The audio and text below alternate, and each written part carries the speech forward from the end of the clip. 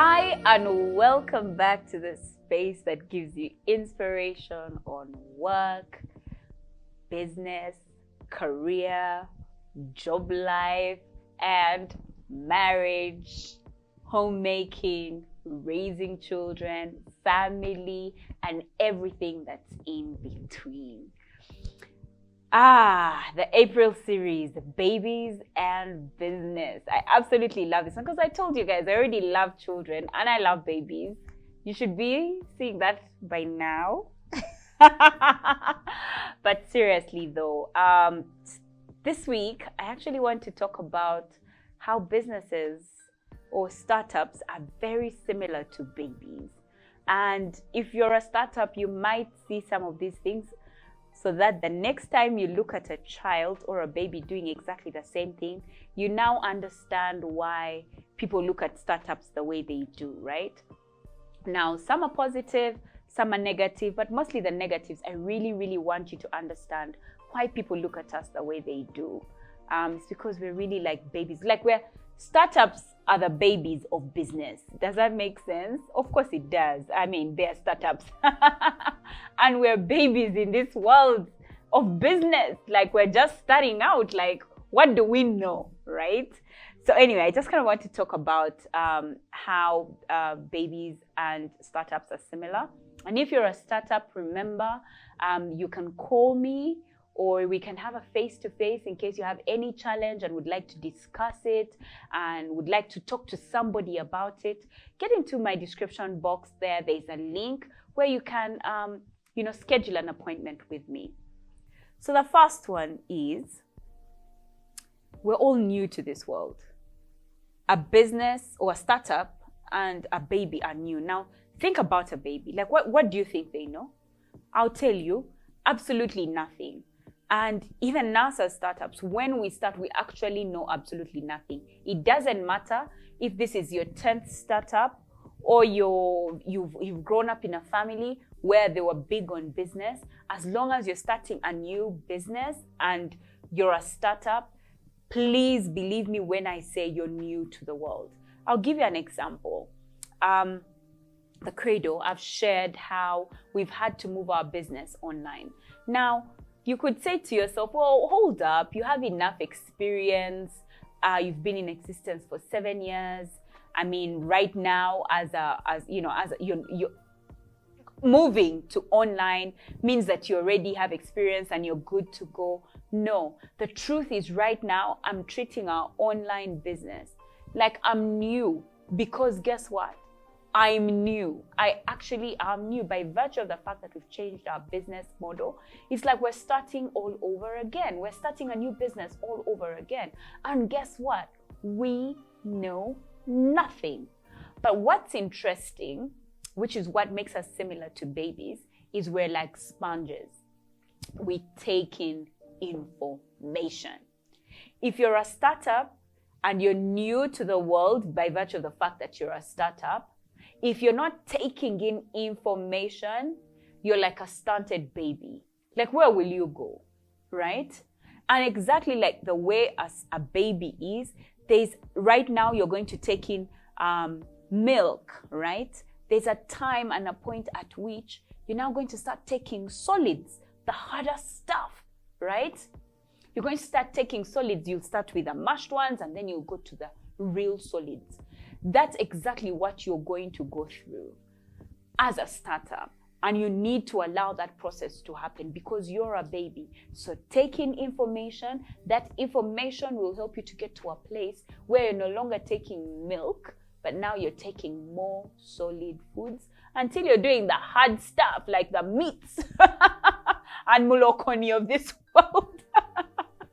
That's where we are similar to babies. The second instance in which we're very similar to babies as startups is our vision gets clearer and clearer as the days go by.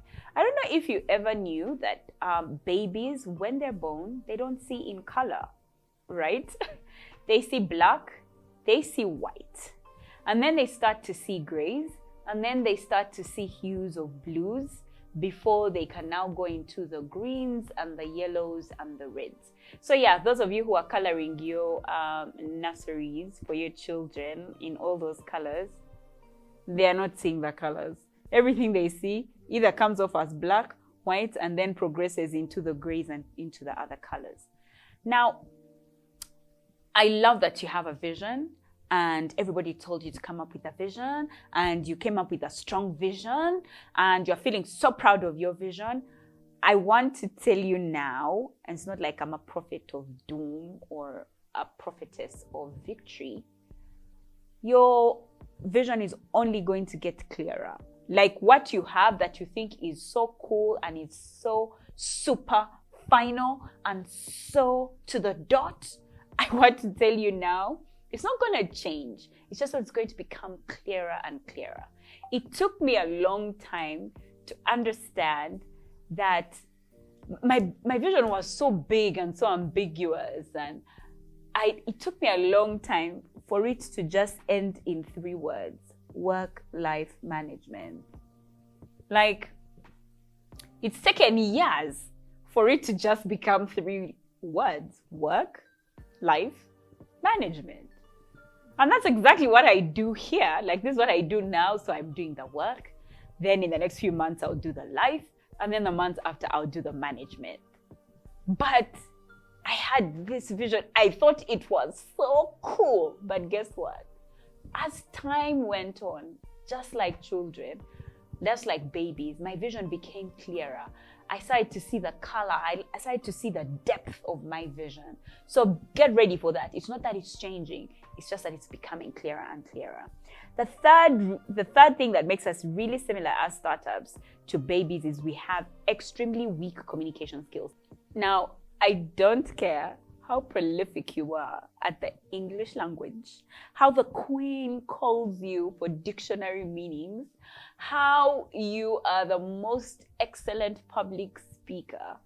The truth is, as a startup, your communication is absolutely weak. It's like a baby's. Like, you literally don't know the words to use. You don't know it, but the people that receive the communication know it. And it's very important that you start to learn the language of the trade you're in.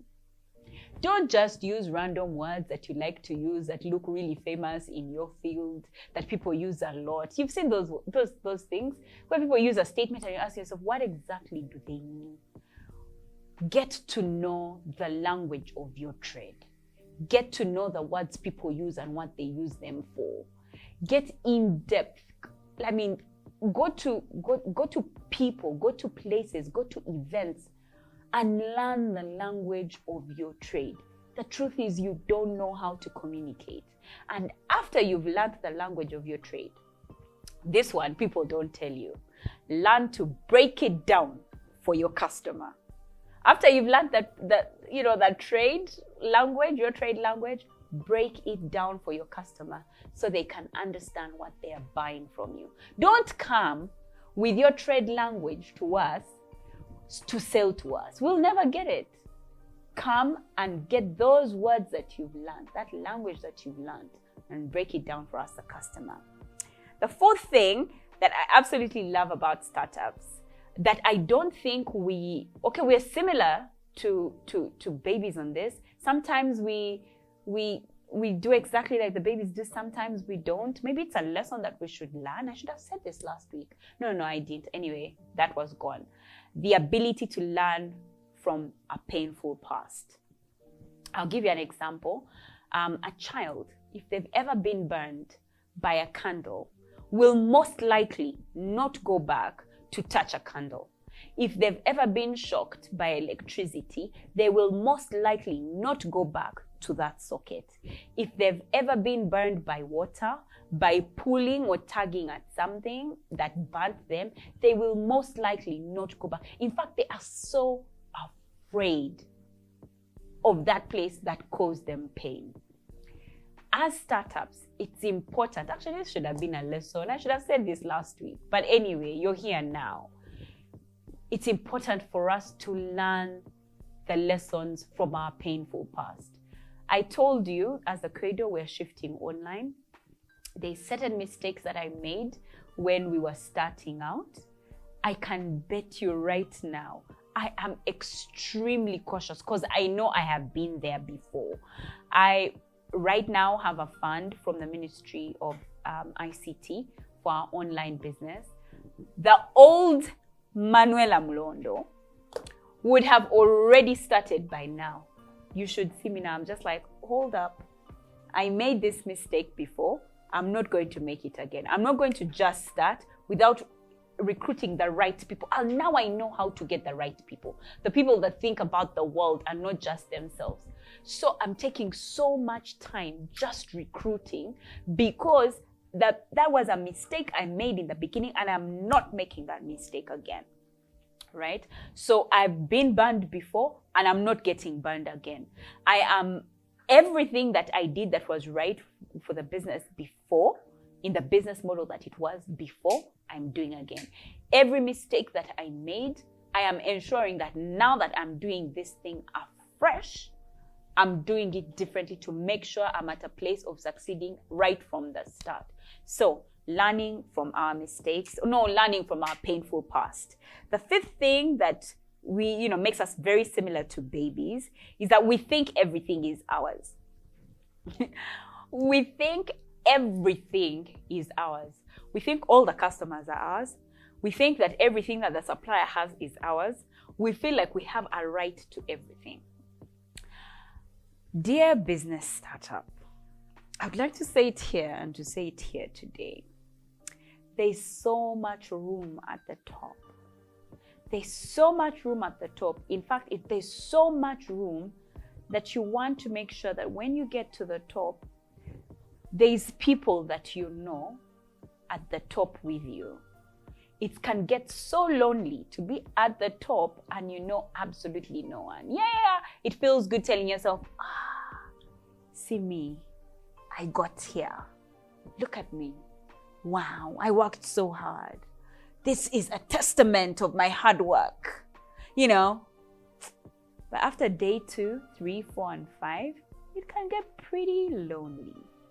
So I bet you, I kid you not, guys, you don't want to go to the top alone. You want to make sure you're there with somebody else that you know. Your competitor. It's okay. There's so much dollar around. There's so much money around. It's okay. Not every customer is yours. Not every customer is yours either. Your customer is your customer. So you can't be like a child. We just can't be like children, thinking everything is ours, which, connects to the last and final thing that makes us really similar to kids and to babies, is we don't like sharing. I don't know what's up with us. We don't. What's wrong with sharing? Your staff member comes and tells you, I like that I work with you. Let's say you're a social media person, right? I don't know how many startups have given me a buzz and asked me about my social media person. And I found it so easy to give her contact. Actually, she's the one now who says, Manuela, please stop. Please stop, please, because they're a bit many. She really does a good job with my social media. It's so easy to share her with another startup that needs the same help. So we don't like to share. We're just exactly like children. It's actually very connected to the one before. We don't like sharing. We think everything should be ours. But let it go. Let it go and share. Be in a place of love and of sharing, because you know what it feels like when you see your child that doesn't want to share their toy car. You're just like, come on. We can share. You can share office space. You can share information. My God. Information. My startups can hold information. And you know what? We need to get to a place where we normalize information sharing, because it's okay. There's enough room for all of us. There's enough dollar going around. There's enough UGX going around. There needs to be a place for sharing. Because you see, if I share with you, let me tell you guys a story. I was in primary 3. there was this really, really clever girl that I used to sit next to. I won't say her name because now she'll know. I used to sit next to, and she used to get 100 in almost all of her exams, and I would get your 98, 99, 97, 93. I never ever could get the 100, and she was getting 100%. So this one time we're in an exam, and she doesn't know a particular number, and so she asks me, and I knew the answer, and I said to myself, this is the first time she's going to get a 99, and I'm going to get 100 in this exam. And so I lied to her that I also didn't know. I even showed her my paper where I hadn't answered the question. Anyway, we do the exam, we finish the exam. I'm feeling extremely proud that she's going to get 99 and I'll get 100. The exam paper came back and I'd forgotten to answer that question. Yeah, you got that right. I forgot to answer the one question that was going to give me the 100 while she got the 99. That's how life works, guys. I'm not saying that we should cheat exams, but the lesson is important for us on sharing information. So, have you learned anything from these lessons? Is there any particular lesson that has come out for you? If there is any and you'd like to talk about it, share in the comment section. But also if you want to talk more privately with me, either via phone or by meeting me, get to the link, call me up. Let's have some business chats this month. See you, or like, subscribe, share, comment, like all those things. Also hit that notification bell because I'm here every week, every Wednesday. I'm here to talk with you. Until next time, bye-bye.